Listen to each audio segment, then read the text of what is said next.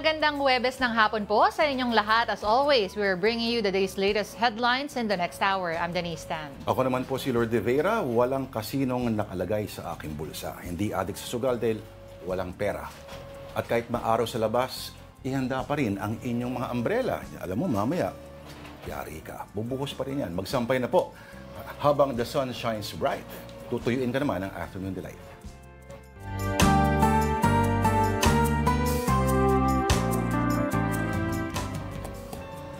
Partner. Oh. July 10 ngayon. Oh. Kaching, kaching. Thursday na, 2025. Mga kapatid, better weather sana outside. Oo. Pero alam natin, na hapon, banda mamaya hapon, uulan pa rin yan. Naku. Diba? Oo. Ganun yung nagiging trend the past couple of days. Kaya po, handa pa rin ng inyong mga, kung kayo bumabiyahe, kapote, inyong mga payong. Yung isang makeup artist natin, si Christina, nakita ko, meron siya bota. Yung parang plastic to cover her, her shoes naman. Aba, Oo. maingat. Kasi mahirap din pag yung talagang nababasa yung paa mo, lalo kapag may mga sugat, kailangan niya nahuhugasan ka agad na maayos. Buti pa ikaw, sanay na sanay sa UST nung college.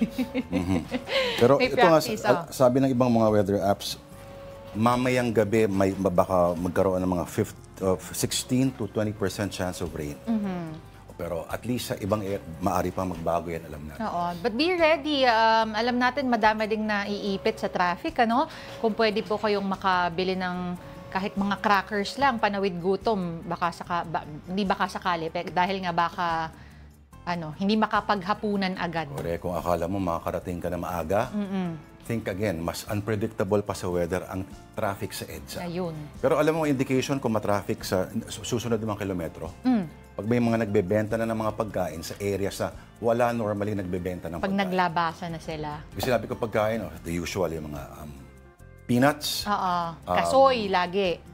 Kasoy. Oo. Sa EDSA. Meron. Yung quail egg. Oo, yun pa, pati. Meron naman mga chicharon, cropek, etc. Bibihira yata yung mga sandwich. Mga tubig, yan. Oo, mga tubig. Tsaka yung mga energy drink. Ayan. Energy drink. Ayan, oo. Pero madami tayong baon ngayon na storya this Thursday. Yeah, and here are the headlines at this hour. U.S. President Donald Trump sends threatening letters to several countries, including the Philippines. Trump warns of steeper tariffs, that's 20% for Filipino goods, until nations can negotiate fresh trade deals with the United States. Off the Red Sea, a second ship carrying Filipino seafarers has been attacked by Houthi rebels. The Migrant Workers Department has confirmed that 3 Pinoys were killed in that tragic assault on MV Eternity Sea. And the exploratory and technical dive into Taal Lake in Batangas begins today. This is the search and retrieval operation for several missing sabongeros believed to be buried deep in the lake. All right, let's get the latest on this story from Rear Admiral Roy Trinidad. Sir, magandang hapon po, sir. Lord po and Denise. Magandang hapon po. Yes, good afternoon, Lord, and good afternoon, Denise. Sir, okay po. Magandang hapon sa inyo at sa taga-subaybay ninyo. Thank you po sa oras po niyo, sir. Ngayon pa lang po, nagpapasalamat na kami. Saan po kayo ngayon exactly ang posisyon dyan sa lake? At paki-explain po, ano ho ba ang ibig sabihin ng exploratory dive, sir? Yeah, alam mo, as of the other day, sa press conference sa GHU, wala pang dumating sa Navy na request for technical divers. What is usually done, kasi ang technical diving is a different approach, mas malalim ito, ibang gas mix ang gagamitin mo, ibang training. Opo. So what we usually do, nagpapauna din ng mga drones. Underwater drones, tethered drones na ang control ay nasa taas, na makita mo yung ilalim. And there are other equipment to scan the ocean floor to be able to assist us to know ano nasa ilalim. At baka makita yung hinahanap natin. Sir. Sending a diver beyond the normal limit of 120 feet. That's why technical diving ang tawag dyan, because ibang gas mix ang ginagamit, ibang protocols dyan. Okay, We first sir. have to use other means bago yung tao. Opo. Okay, sir. Ito pong Taal Lake ay nasa mga 100 meters daw ang lalim, one of the deepest lakes in the Philippines daw. Sir, gaano ba different ang pagdive sa ocean versus sa lawa po, sir? May ano bang significant difference po nila? Iba ang parameters dyan sapagkat maliban sa lalim ng tubig, yung altitude. Opo. So high altitude diving ito, you need different dive parameters and different dive plan. Mhm. Pangalawa, yung sinasabi natin na water composition, murky ang tubig ng Taal Lake because of all the ash from the volcano. Mhm. So there are different parameters to consider before we send in divers. Opo.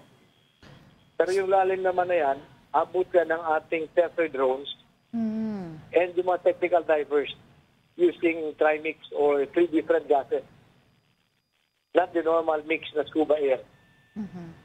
Sir, sorry, just to confirm, yung drone kasi kaya niya yung depth ng Taal Lake. Pero with our divers naman, kanina may binanggit po kayong numero na 120 meters. Tama po ba?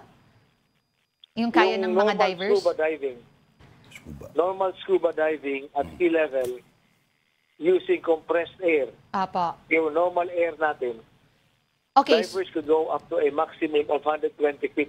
So, yung maximum po of 120 feet. Kaya lang, sir, pero po dun po sa sinasabi nyo na 3 different kinds of air, kaya po niya yung depth ng Taal Lake. Kasi nung, based po dito sa titignan ko online, 172 meters daw po yung Taal Lake. Yung depth niya, that's 564 feet approximately. Kakayanin po yun nung 3 air diving? Yung ginagamit natin doon, ang tawag natin is trimix.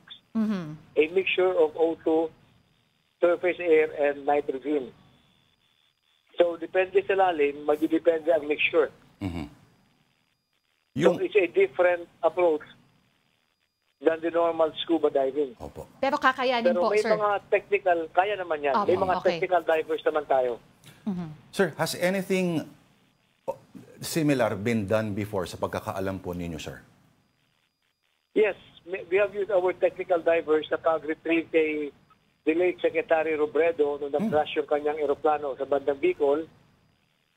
Nagamit natin ito sa mga lumubog na mga ferry boat natin, commercial ships natin sa Cebu and I think dito sa may Manila Bay. Opo.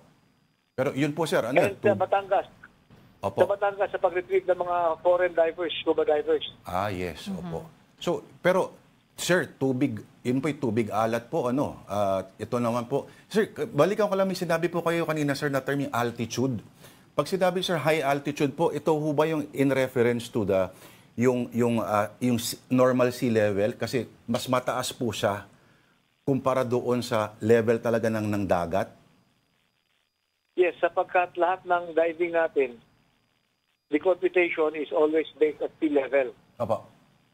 And then from sea level, we go down, depending on the depth, we compute the dive. Opo. Yung bottom time mo kung tawagin natin, the moment you leave the surface. Mm-mm. So at high altitude diving, it's a different computation. Mm-mm. Sir, ilan po ulit nga yung drones na gagamitin today? At ano po, what are you looking to see po that will, I guess, signal na okay ang lahat para po magpadala na tayo ng mga technical divers? There are times that we could already attach then yung mga slings or attachment points kung anong dapat i-retrieve. At kung magagawa natin using our drones, there will be no need to send down a diver. So we always go for the least risky approach. Opo. Okay. Sir, last question po. Maari niyo ba kaming bigyan ng estimate kung gaano nyo katagal gagawin ito? Ilang oras po, ilang araw? At which area to which area po ang magiging sako po ng inyong paghahanap, sir? The duration will depend, Lord, sa number one, how accurate is the information. Mhm. Kung number two, anong hinahanap natin. Number three, mahahanap ba natin? Mhm. So it's different pag sinabi mo sa taas when visibility is good. As we go deeper, depending on the environment, ito, Taal Lake, enclosed ito, maraming sediments, murky ang tubig, mahirap makakita. So just to manage the expectation of everybody, hindi ibig sabihin pag may technical diver, kung ano mang hinahanap natin ay makita kaagad. Well, all right. Thank you for all of your updates. Maraming salamat po sa inyong panahon, Rear Admiral Roy Trinidad of the Philippine Navy. Maraming salamat, sir. po. Alright, You're welcome, Lord. Thank you po, sir.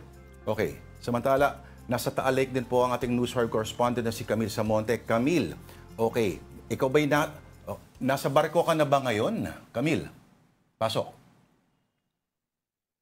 Yes, hello Lord. Denise, nandito nga tayo ngayon sa Talisay, Batangas sa bahagi nga ng Taal Lake kung saan dapat gagawin nga itong technical dive operations. Pero sa katatapos lamang na interview namin kay DOJ Assistant Secretary Mico Clavado, nilinaw niya na hindi muna gagawin ngayong araw yung pagsisid at technical site assessment muna yung kanilang gagawin. So kanina lamang ay umalis na nga itong barko na sinakyan ng ilang opisyal nga ng DOJ at ng Philippine Coast Guard para nga tignan yung eksaktong lugar o yung sinasabi nga na ground zero na palaisdaan na natukoy na posibleng pinagtapunan nga nitong ilang bangkay ng mga nawawalang sabongero. Sabi ni Asik Clavano, kailangan daw kasi munang suriin nga itong area at yung kondisyon ng tubig kung saan gagawin yung paghahanap ng bangkay.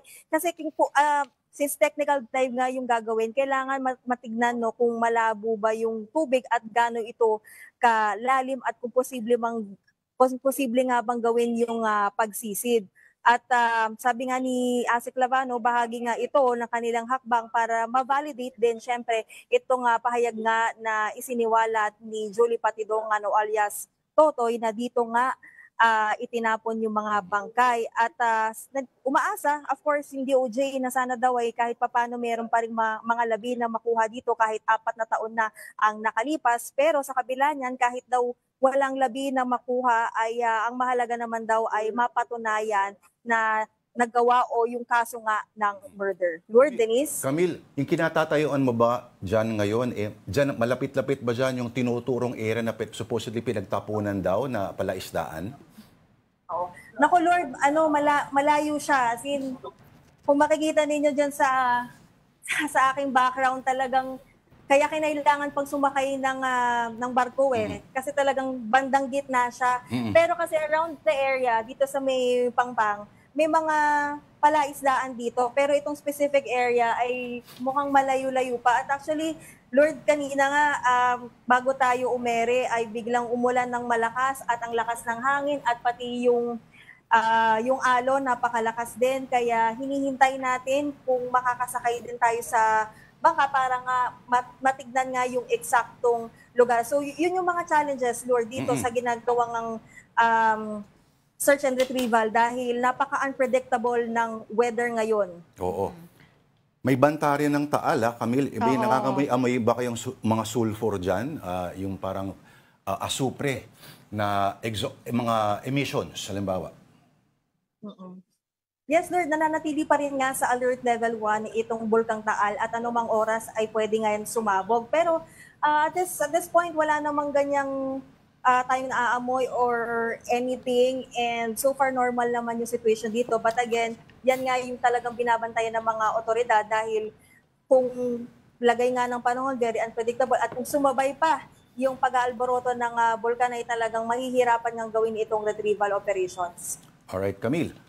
Maraming salamat sa oras mo. Alam ko may isa ka pang interview, pero thank you sa oras mo, ang ating News 5 correspondent. Ingat ka dyan, Camille Samonte. Meantime, we also have an update on the canceled subway project in Makati. Earlier, former City Mayor Abby Binay held a media conference. May detalye para sa atin si News 5 correspondent Gary De Leon. Gary, ano ang sinabi ni Abby Binay?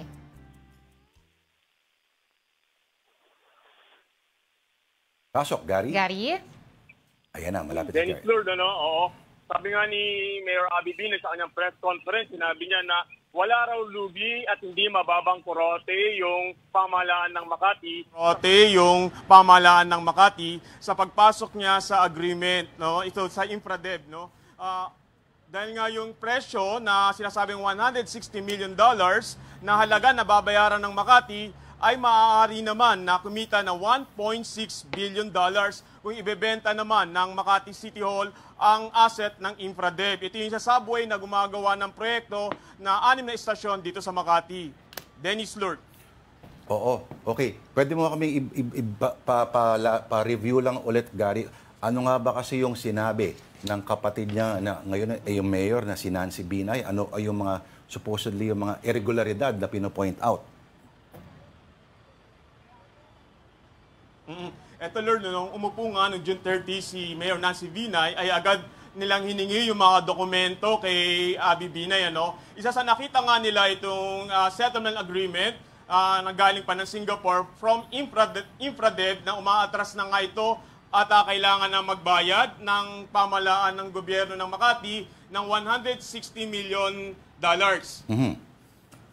Okay, pero ang isang depensa rin ni dating Mayor Abby ay may sapat daw na pondo ang Makati para isettle itong subway project, supposedly.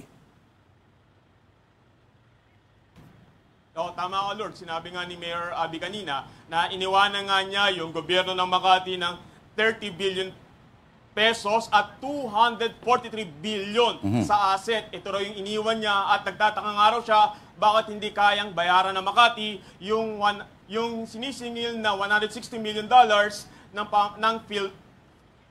ng subcontractor, ng contractor. Okay. Pero Gary, so ano na bang magiging status ngayon ng construction?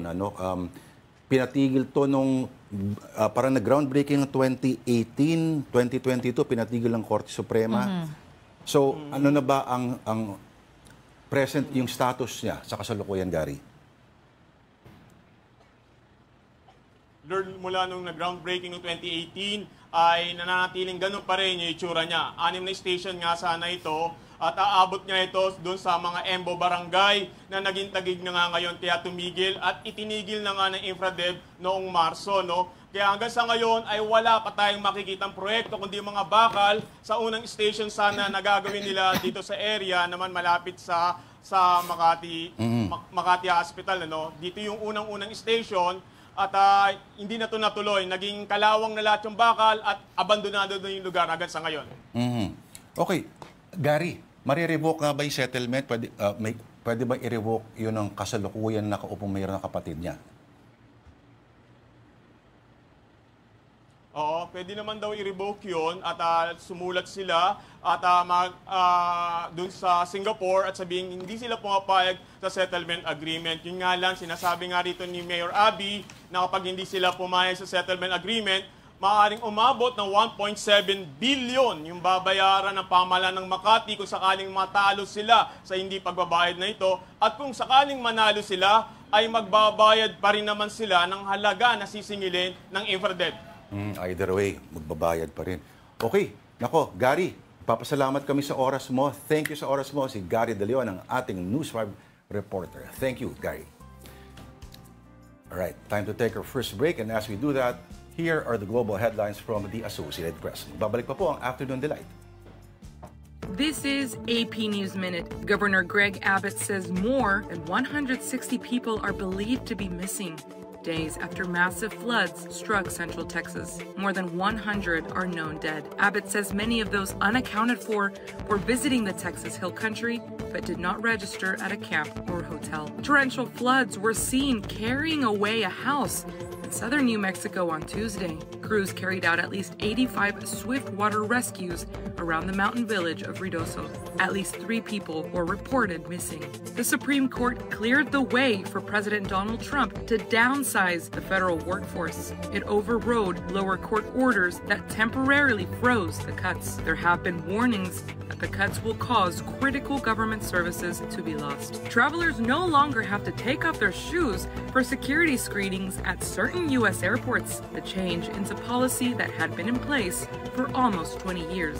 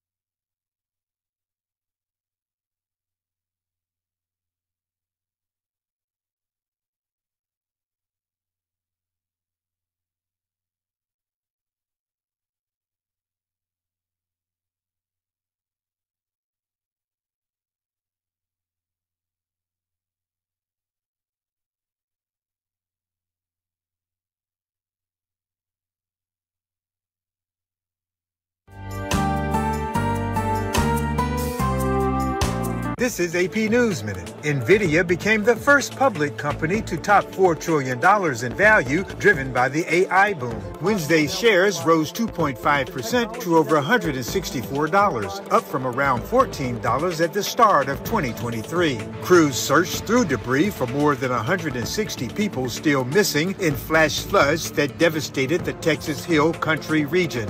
Over 100 bodies have been found, but many remain missing, leaving the extent of the catastrophe unclear. Russia fired more than 700 drones at Ukraine overnight as Moscow intensifies its aerial and ground assault. Russia sought to overwhelm Ukraine's air defenses by launching major drone attacks targeting the supply of Western weapons. The U.S. is having its worst year for measles in over 30 years, with nearly 1,300 cases nationwide. 18 states have seen outbreaks. Experts fear the U.S. may lose its status as having eliminated measles.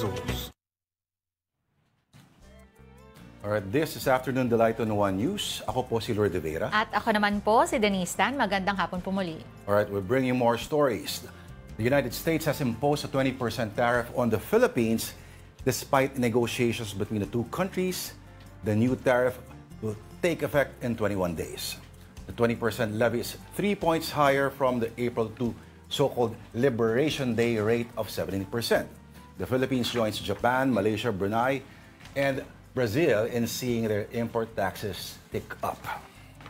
Now, the two-page letter addressed to President Bongbong Marcos is identical to what U.S. President Donald Trump sent to other countries. Trump said the duties were necessary due to persistent and long-term trade deficits. U.S. goods trade deficit with the Philippines stood at $4.9 billion in 2024, up by 22%. So starting August 1st, the Philippine imports will be charged with a 20% tariff unless a deal is struck within the next 3 weeks. The rate is on top of other sectoral tariffs that the U.S. will impose. Philippine Ambassador to the U.S., Babe Romualdez, tells Reuters, quote, "We are still planning to negotiate that down." Since May, government officials have been in touch with the U.S. Trade Representative Jameson Greer to discuss strengthening bilateral trade ties. The delegation is led by Special Assistant to the President for Investment and Economic Affairs, Frederick Go, and Trade Secretary Cristina Roque. Roque's initial goal was to bring down the tariff rate to zero. Palace Press Officer Claire Castro expressed optimism on Tuesday that the talk would yield a positive outcome.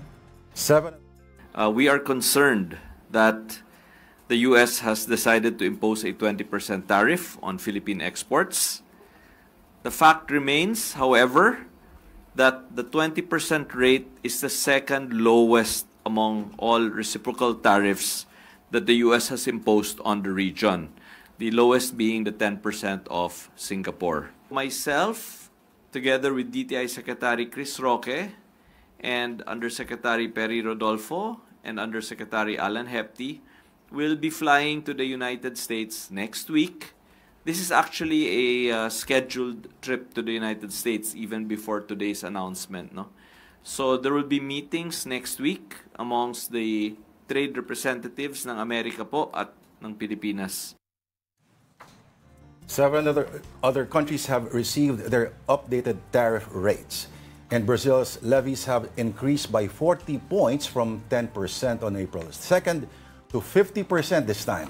The rise in Brazil's duties is a form of threat as Trump complains of a witch hunt directed at former Brazilian President Jair Bolsonaro. Brunei also gets an increased tariff of 25%. Algeria, meanwhile, has an import tax it's maintained at 30%, while levies on Iraq, Libya, Moldova, and Sri Lanka have all been taken down. On Monday, Trump announced he also sent letters to 14 nations. Among them, Japan and Malaysia had higher tariffs compared to that issued in April. Meanwhile, countries such as Cambodia, Bangladesh, Myanmar, Laos, and Kazakhstan had lower tariffs. The president defended his decision to charge tariffs at what he deemed to be conservative levels. The formula was a formula based on common sense, based on deficits, based on how we've been treated over the years, and based on raw numbers. And we really haven't had too many complaints because I'm keeping them at a very low number, very conservative, as you would say, number. And we haven't had, I'm sure they will be complaining at certain points, but we haven't had complaints. We've been treated very unfairly by both friend and foe. President Marcos's recent message to his American counterpart was much less strongly worded. In a statement, Marcos extended sympathies to Trump and the American people following deadly floods in Texas. He stressed that the Philippines stands with the United States during this time and expressed trust that Trump's leadership will guide them to recovery. At least 109 people were killed, many of whom were children, in the July 4th flash flood that ravaged central Texas Hill County. More than 180 people remain missing. We now give you a quick rundown of more stories on One News. Malacanang has announced the appointment of former journalist Dave Gomez as a new secretary of the Presidential Communications Office. Outgoing PCO Chief Jay Ruiz will join the board of directors of the Manila Economic and Cultural Office, or MECO. This follows Palace's denial that Ruiz will be removed from his post. In the same Malacanang briefing earlier, Energy Secretary Sharon Garin's appointment has also been formalized. Jianxin Yang, alias Tony Yang, has been arrested over alleged falsification of documents, perjury, and violation of the alias law. He is the brother of former presidential economic advisor Michael Yang, who was tagged in the controversial Pharmally procurement during the COVID-19 pandemic. Yang is now in police custody and will undergo immigration proceedings. NBN ZTE deal whistleblower June Lozada has been released from the New Bilibid prison. The Bureau of Corrections says Lozada and his brother have been out of prison for 2 months now after their parole applications were approved. Lozada was a star witness who revealed irregularities in the nationwide broadband project during the term of former President Gloria Macapagal-Arroyo. Oil company Caltex is increasing its fuel prices effective today. Gasoline will become more expensive by 25 centavos per liter, diesel by 50 centavos, and kerosene by 30 centavos. This comes after a rollback it implemented earlier in the week. The southwest monsoon, or habagat, will continue to affect most parts of the country today. Occasional rains are expected over Metro Manila, Babuyan Islands, Zambales, Bataan, Cavite, Occidental Mindoro, and Antique. Meantime, habagat will bring scattered rains over areas like Batangas, Rizal, and Laguna. All right, in other news, the Department of Migrant Workers confirms 3 of the 21 Filipino crew aboard the MV Eternity Sea have been killed following an attack by Houthi rebels. In an interview with 1PH1 Balita Pilipinas, DMW Undersecretary Bernard Olalia said that the department has already spoken with the families of the victims. MV Eternity Sea was one of the 2 Liberian-flagged vessels attacked by Houthis on July 6th. The other was MV Magic Seas, manned by 22 crew members, including 17 Filipinos, all of whom were rescued. Meantime, Olalia reminds seafarers that they have the right to refuse sailing through identified warlike areas, including the Red Sea and the Gulf of Aden. Bibigyan natin ng warning lahat ng mga seafarers natin. Nasasabihin natin, wag kayong maglalayag sa Red Sea kasi may kaguluhan. Bawal kayong lumayag doon. Kaya meron kaming tinatawag na right of first refusal. Kapag ang barko ay pupunta doon, may karapatan kayo na huwag sumakay, may karapatan kayo na bumaba, may karapatan kayo na tumanggi. At yun po ang bilin natin sa lahat ng manning agency. Again, this is Afternoon Delight on One News. We just need to pause for another break, but we'll be right back.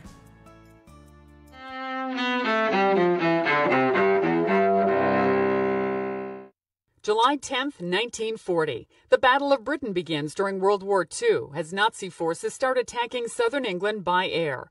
Just weeks earlier, British Prime Minister Winston Churchill warned his people to prepare for the assault. If the British Empire and its Commonwealth last for 1,000 years, men will still say, this was their finest hour. 1962, Telstar, the world's first active communications satellite, is launched from Cape Canaveral, Florida. 1850, Vice President Millard Fillmore becomes president, taking the oath of office after President Zachary Taylor dies from a sudden cholera attack. 2006, Shamil Basayev, the Chechen rebel leader, is killed in an explosion in southern Russia. He was responsible for some of Russia's worst terrorist attacks, including the Beslan school siege, which ended in a massacre. 1947. You can get anything you want at Alice's restaurant. Folk singer Arlo Guthrie is born in Brooklyn, New York. The son of folk music legend Woody Guthrie is best known for his song Alice's Restaurant. And 1989. Yeah. What's up, Doc? Mel Blanc, the voice of Bugs Bunny and many other Looney Tunes cartoon characters, dies in Los Angeles. He was 81. Today in history, July 10th. Sandy Kozel, The Associated Press.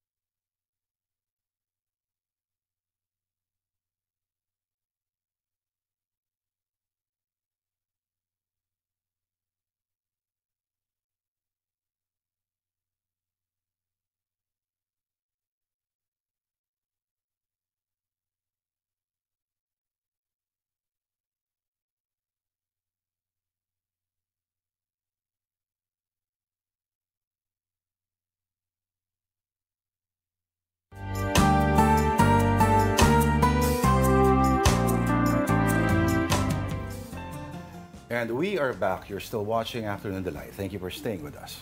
And here on Afternoon Delight, hindi kompleto ang araw natin pag wala ang ating handa at ang ating delight of the day. Ang pinakahihintay ni Denise Tan. Oo, dahil gutom na ako. Mananapak na siya. Oo, meron tayo ngayong sotanghon and palabok for long life dahil birthday ng haligi ng One News na si Ate Meng Tan. Hello, happy birthday. Millicent Meng Tan. Oo. Na maganda ang boses. Sumasabay kay Miss Jan. Totoo ba? Sumasabay na kumanta ng Crazy For You kay Miss Jan Acosta kahit maghahating gabi na.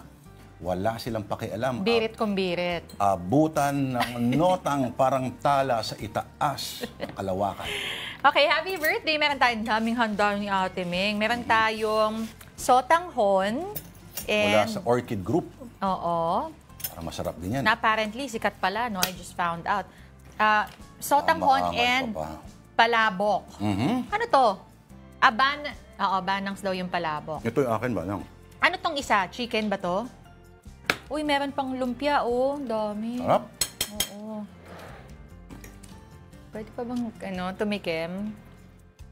May oras ba akong tumikim? Yung palabok, ay lasang tinapa. Sige, wait Marami lang. siyang tinapa. I mean, yung palabok? O niluto siya na maraming tinapa. Ay, gustong-gusto ko yun. Yung tinapa na na ginigis at sa haluan mo ng pasta. Kamusta? Masarap? Gusto mo kanin? Palabok, sotanghon, kanin. Alam kong carbo loading ang tawag doon. But Sir, busog ka doon. We care. No. Ang sarap. Bakit sikat ba tong I heard itong sotanghon na to sikat daw to. Actually, kasi masarap talaga. Yung sa Orchid Group, mas gusto ko yung kanilang pansit canton. Very, very greasy, maraming laman. Alam niya ni Tito Mike Policarpio, no? At, pat nga ba? Yung mga viewers natin, let us know kung anong klaseng noodles or ano yung noodles na hinahanda nyo kapag may nagbe-birthday. Classic kasi, di ba, spaghetti usually, di ba? Nagamit nyo na ba na excuse? Yung bibili ka ng pansit. Paglalabas ng bahay. May nakakita daw sa'yo. Nandun ka raw sa may Pasig. May pinasukan ka daw. Ito lang yun. Dahil lang dito yun. Bumili lang ng sotanghon. Bumili ko ng pansit. Dapat pag uwi mo, meron kang dalang pansit. Yun lang. Diba? Dapat ihabol mo yun. Sabihin mo na, nakasalubong ako ng mga kainuman ko eh. Oo. Inarbor nila. Inarbor. Gutom pa, hindi pa kumakain. Para may angle, mabait ka kunyari. May pamilya kasi na gutom na gutom. Nakita ko sa kalit. Binigay ko na lang sa kanila, durog ang aking puso. Ganon? Nagpakabakit kayong lahat, ha? Ito yung Orchid Group. Malapit sa lugar nila, Andre Felix. Kapitbahay lang halos. Okay. Huwag na nating sabihin yung exact na na tinitirahan nila. Okay, sige. Hindi rin siya makakapasok doon, may guard eh. Oo nga naman. Sige, pag-usapan na lang natin ang ating mga storya on social media. Yan. Naku, pag nasobrahan ka ng ganito, yari. Oo nga. On the Philippine Star, Mattel launches Barbie doll with diabetes. Ha? Meron siyang yung, ano ba tawag dito? Yung CGM. Ano ibig sabihin nun? Nakalimutan ko yung ibig sabihin nun. Basta yung sinusuot yun ng mga diabetic patients. But again, oo. Ayan. Ayan. Continuous glucose monitor ang tawag dyan. So, itong Barbie na nilabas daw ni Mattel is the first ever Barbie with type 1 diabetes. So, bakit nga ba nila nilabas to? No? Ito namang Mattel, alam natin itong Barbie. Iba-ibang versions ang meron. Pero, it is to help shape daw children's early perception of the world by reflecting medical conditions. Kasi syempre, pag may mga bata nga naman nakikita mo may nakakabit sa kanilang machine o kaya yung mga stickers, yung mga patches na nilalagay sa kanila, magtataka sila kung bakit kailangan may ganon. And that could single them out, amongst their group na bakit siya lang yung may ganon. Hindi ba pwedeng sabihin mo meron akong iPad, first generation iPad, Yung maliit. Yung iPod, oo. iPod, iPod. Pero kasi may sticker din na nalalagay doon eh. Yung parang patch. Uy, huwag kayong malito Ang type 1 diabetes, tataka kayo, merong 304,000 plus mga bata pala sa Amerika na may type 1 diabetes. Yung type 1 is autoimmune. Hindi ito yung parang type 2 diabetes sa kinakain. Na cause ng lifestyle, yung diet, lack of exercise, etc. Ito, kumbaga, ito ba yung factory defect? Parang gano'n, ano? So, maraming bata na ganyan. Pero, gumawa rin dapat ang Barbie, ang Mattel lang, may type 2 diabetes. Ganon? Oo. Ano na kayang peg nun? At gawa sila ng Ken doll na may mga gout. Ganon? So, makikita kami si Ken doll, mahirap maglakad. So, hindi pantay yung paa, di ba? Tapos, meron siyang hindi pa bantayan yung paa ni Ken. Tapos namamaga yung kanang paa, kunyari, or namamaga yung tuhod. Pag tinanggal mo yung sapatos, maga dapat yung paa ni Ken. Tapos, may attachment siya na di ba, mas realistic dapat. Dapat yung mga hawak niya, hipon, mga ganyan. Muna. Oo, pero, kunyari, pag naparami siya ng hipon, pwede mong tanggalin yung paa, kakabit mo doon yung may gout na namamaga, di ba? Para para inclusive. Totoo naman. Di ba? Kasi, bakit? Yung mga wala lang bang gout ang pwede magkaroon ng doll? Exactly. Paano naman ang mga tulad namin na may gout? Kung may Barbie doll na may extra piece ng buhok na extensions, bakit hindi tayo maggawa ng O Barbie na kalbo, pwede rin, Pwede diba? rin. Ito, Ken doll na malaki tiyan. Yan. Diba? Para inclusive. Oo nga. Kasi parang hinuhusgahan nila yung mga Isa lang ba ang katawan ng lalaki? Tama. Ganun ba karami may abs sa mundo? Opo. At si Ken ba ay merong, alam mo na? Pag kinapa mo, wala. So magdududa ka. Talagang, what makes a man? Wala. Okay. Pero, ang point ko ay, type 2 diabetes, may gout, tapos siguro para may levels yan, pag talagang abuso pa rin talaga sa lifestyle niya, may pwede nang puputulin na. Kasi, di ba? So, may saw na kasama. Ano ba saw saan? Lagari. Di ba? Hindi na kaya. May gangrene. Teka lang. Ang ganda na, di ba? Ay, okay. Sige. Gusto ko yung mga attachments na naisip mo. Oo, di ba? May mga ganun, di ba? Yung parang ina-amputate na. Oo, nako, sana naman, yung mga matataas ang sugar, nako, ingat-ingat po tayo, ha? Huwag nang hayaang dumating sa ganyang punto. Kayo talaga. At akala niyo walang asukal yung iniinom niyo mga alak? Concentrated sugar yan. Ayun. Okay. Kaya ako, tubig lang iniinom ko. Tubig lang. Tubig at kape ang meron kami dito. Okay, sige. Daanan natin ang ating susunod na storya.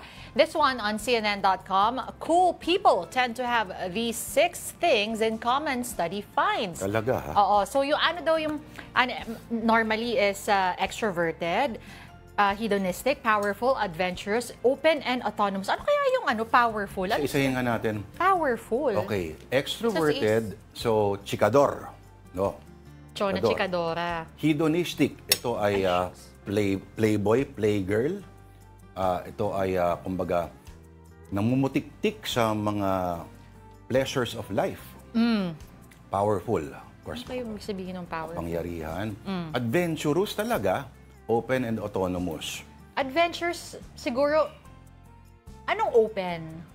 Open to anything, ganon? Hindi ba parang adventurous din yun? Open din ba sa kanyang sariling buhay? Ganon? Pwede, oo. Kasi tingnan mo, ano ang pinapakita dito na para sa article na ito na ewan ko kung anong nagbunsod sa kanya para isulat. Oo nga eh. Matatawag bang cool people itong tatlong pinapakita nilang example? Si Rachel McAdams. Mean Girls. Maalala mo siya sa Mean Girls, di ba? Anong pangalan niya dito?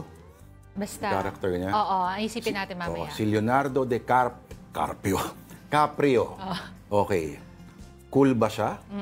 Cool ba yung kanyang mga choices sa mga proyekto niya na mga pelikula ni Martin Scorsese?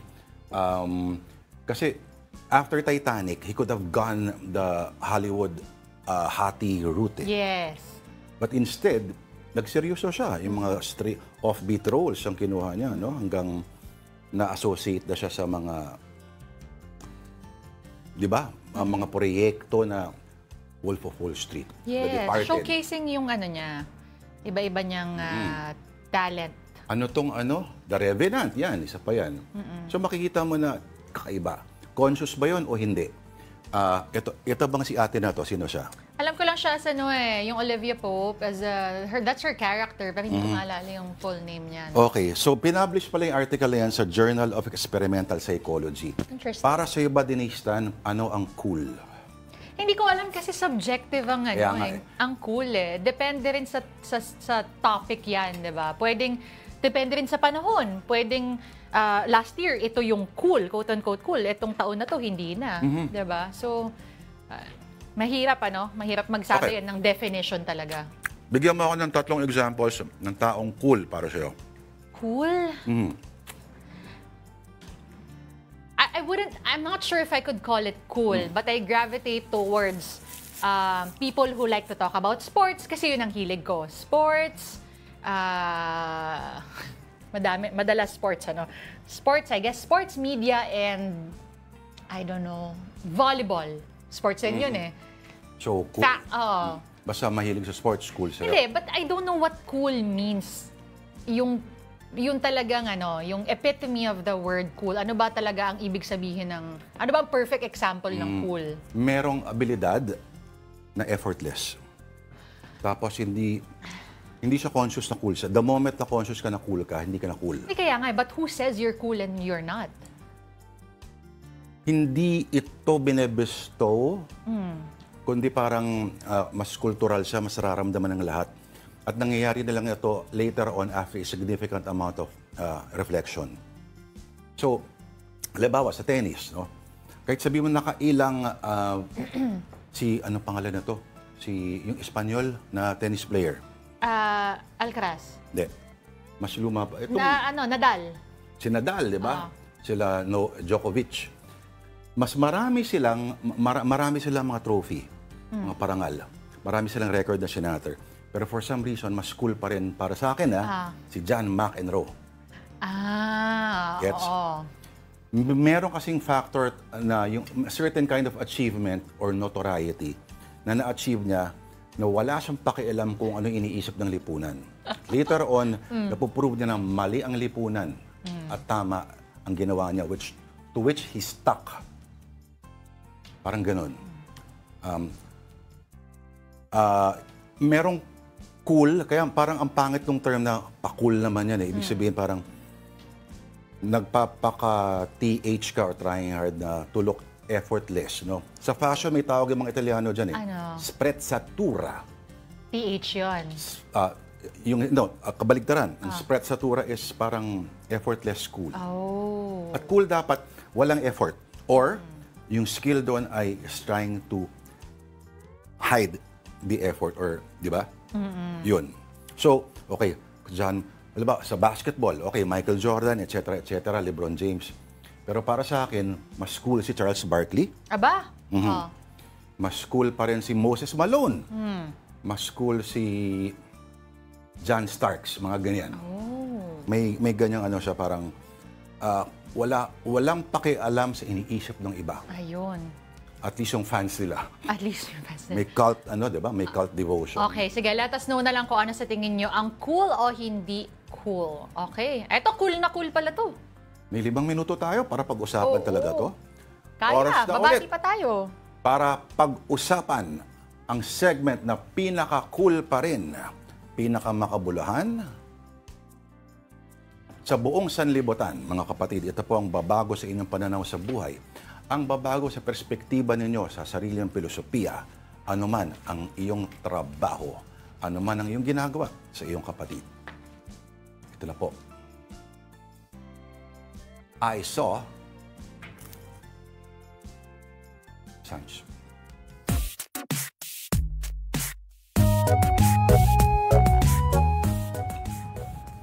Today's edition, love yourself, kaya benta yourself. Why not? Sige, silipin na natin ang ating unang sign. Hindi sa pagmamayabang, kahit may anak na ako, ligawin pa rin ako. Lalo na kung hindi ko kabisado ang daan. Yan pa rin papasok yung halaga ng quit. Yung mga stress. Ligawin or pareho naman siya, no? Ligawin. Oo. Oh. Pero parang tama ba yung term na ligawin to refer to somebody who gets lost easily? Di ba pwedeng engot? Grabe naman. Or wala lang siyang... Nalito lang. Wala lang siyang Google Maps, wala siyang Waze. I can't imagine na a life before the maps, the Google Maps. Okay, sige, next. Okay, Si Ronabel. Ronabel, siya raw ay... Sabi niya, hi, stalkers. Signal mom. Okay. Happy and continented. Continented. Dog lover, H3, H3, H3, ow, ow. Okay. Oh, so ito ay kanyang ano, no? Ow, ow. Oo. So sa mga mahilig sa mga continented, maaring ang ibig niyang, ang tinutukoy niya siya ay kontento sa sarili niya or kasing laki ng kontinente ang kanyang puso. Ang kasiyahan, di ba? O ang ligayang ibibigay niya sa'yo. Signal ma'am. Siya ba'y taga-barangay South Signal sa Taguig? Pwede.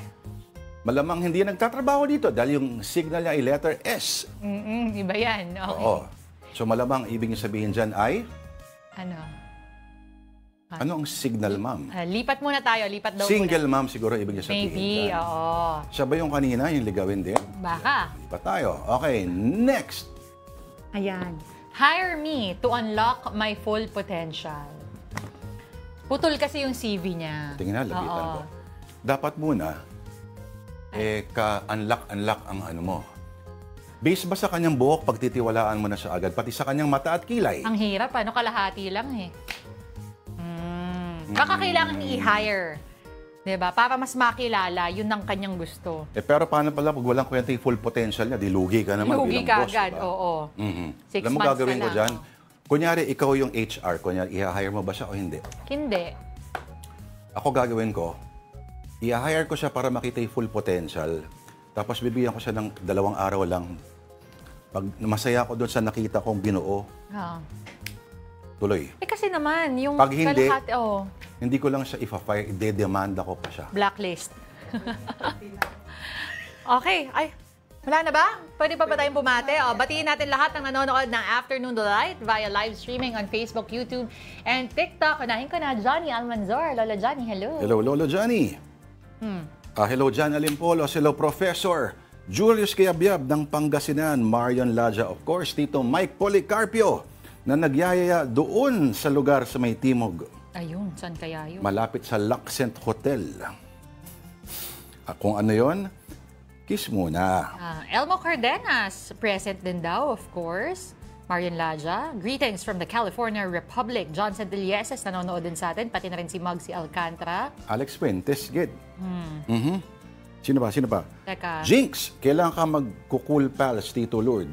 May nakapag-cool pals na ako dati kasama yung mga Contrabando Boys. May isang standing invitation ngayon. Naghahanap lang ng tamang araw. Jasper Jane, 80%. Kim Alexis Lozada, ganda mo, Ate Denise. Thank you po. Hello from Bicol University. Interns on One News. Ay, yung mga nandito lang yata. Yes, mga interns natin. Ikaw yata to eh. Ay. Opo. Let there be light. Lahat po ng cool ay ang lahat pumasok sa school bukol. Let there be light. School last mo na yan, ha? Sabi nga na lang. Yung ganyang kakorne yan, last na yan, ha? Kundi papademanda ka namin. Alex Fuentes. Oy, sabi niya, kasi po Afternoon Delight is cool. Hindi ko nabasa yan before. Sorry. Let there be light. Mahal ka ni Denise Tan. We take it back. Meron pa? Hey, Epic. Oh. May comment siya dito, pero yan nyo na sila sa mga cool-cool na yan. Kulin mo yung mga mukha nila. Cool yung tatlo, attendees ng Didi parties kasi. Hindi ko mabasa. Si ano?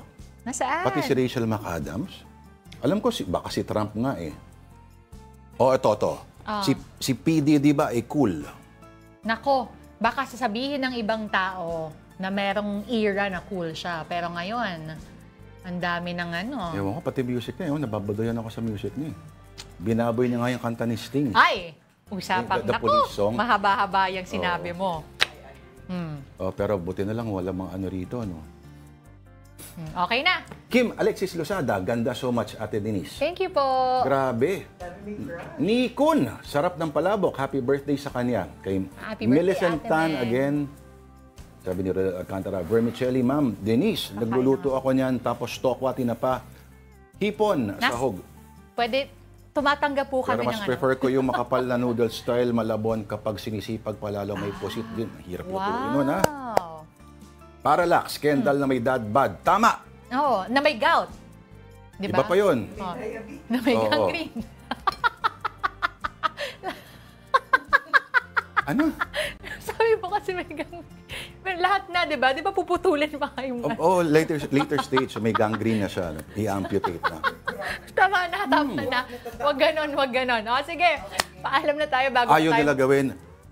Yan ang politically incorrect. Oh. Hindi sila inclusive, ibig Correct. sabihin. Nako, Diskriminasyon ang tawag dyan. Pag-isipan nyo yan. Okay. Sige, that will have to do it for us this Thursday, July 10. Thank you for watching Afternoon Delight. Ako po si Denise Tan. Or join us again tomorrow, 2 p.m. Friday bukas. Ako po si Lourdes de Vera. Wishing you have a delightful afternoon.